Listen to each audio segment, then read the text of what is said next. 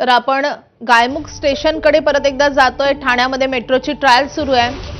स्वतः मुख्यमंत्री देवेंद्र फडणवीस आणि उपमुख्यमंत्री एकनाथ शिंदे या मेट्रोने प्रवास करतायत। गायमुख स्टेशन ते कॅडबरी जंक्शन अशी ट्रायल रन करून पुन्हा एकदा ही मेट्रो गायमुख स्टेशनवर दाखल झालेली आहे। आपण ही थेट दृश्य बघतोय ठाण्यामधल्या मेट्रोची। ठाण्यामध्ये पहिल्यांदाच या निमित्ताने मेट्रो धावलेली आहे। मुख्यमंत्री देवेंद्र फडणवीस आणि उपमुख्यमंत्री एकनाथ शिंदे या ट्रायल नंतर नेमकं काय बोलतात हे याकडे सगळ्यांचं लक्ष आहे।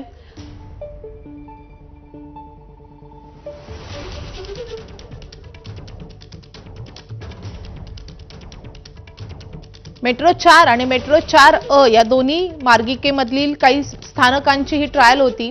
जवळपास 5.5 किलोमीटरच्या मार्गावरची ही ट्रायल होती।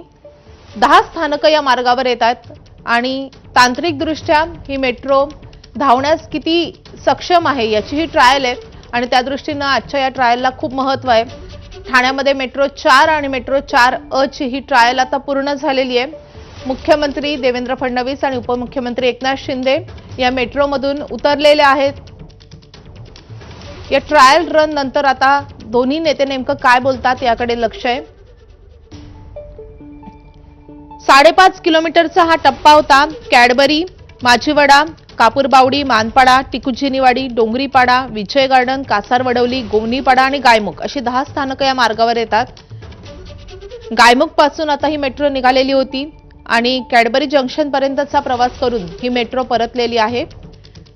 मेट्रो 4 ची ही ट्रायल रन आता पूर्ण झालेली आहे। त्यानंतर प्रत्यक्षात ही मेट्रो कधी धावणार याची काही तारीख जाहीर केली जाते का याकडे लक्ष आहे।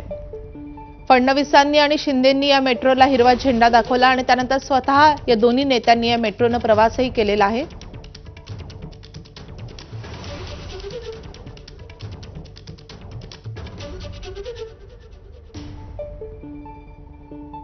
कायमच रस्ते वाहतुकीनं किंवा रस्तेमधल्या वाहतूक कोंडीनं त्रासलेल्या ठाणेकरांसाठी ही मेट्रो खूप महत्त्वाची आहे।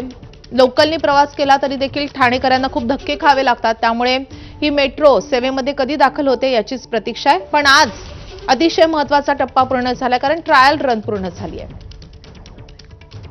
आपले प्रतिनिधी अक्षय वाटकर आपल्यासोबत जोडले गेलेले आहेत। अक्षय, ट्रायल रन पूर्ण झालेली आहे, आता मेट्रो कधी धावणार याचीच प्रतीक्षा आहे।